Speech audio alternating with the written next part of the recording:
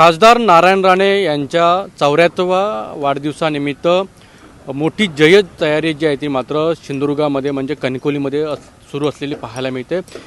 कणकवली उपजिल्हा रुग्णालयाच्या समोरच हे पटांगण आहे आणि या पटांगणाच्या मध्येच पाहिलं तर आपण इथं भव्य दिव्य असं स्टेज आहे ते मात्र सध्या उभारताना पाहायला मिळतं। आणि हा उद्या जो वाढदिवस आहे नारायण राणे यांचा, अगदी सिंधुदुर्गामध्ये भारतीय जनता पक्षाचे कार्यकर्ते असतील किंवा महायुतीचे कार्यकर्ते असे अगदी एक आनंद उत्सव, एक उत्सव म्हणून एक साजरा केला जाणार। आणि ह्याच वाढदिवसासाठी राज्याचे मुख्यमंत्री देवेंद्र फडणवीस, उपमुख्यमंत्री एकनाथ शिंदे, नितीन गडकरी, रवींद्र चव्हाण, उदय सामंत अशा प्रकारचे अनेक दिग्गज नेते या वाढदिवसासाठी विशेष उपस्थित राहणार आहेत।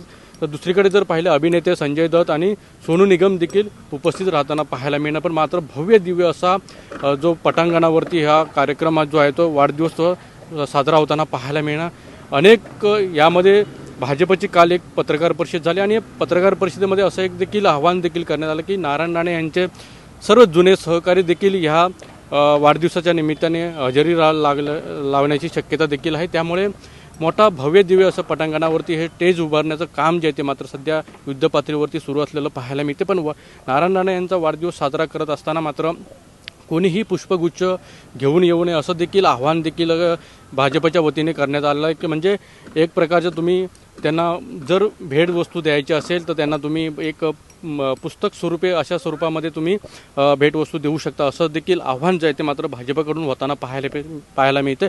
मात्र पाहिलं जर उद्याचा होणारा जो वाढदिवस आहे ते मात्र ह्याची तयारी जी आहे ती मात्र मोठ्या दिमागात मात्र होताना पाहायला मिळते। त्यामुळे नारायण राणे यांचा वाढदिवस मात्र भूतो ना भविष्य असा प्रकारचा वाढदिवस पाहायला मिळणार आहे। अनंत पातळे, TV9 मराठी, सिंधुदुर्ग।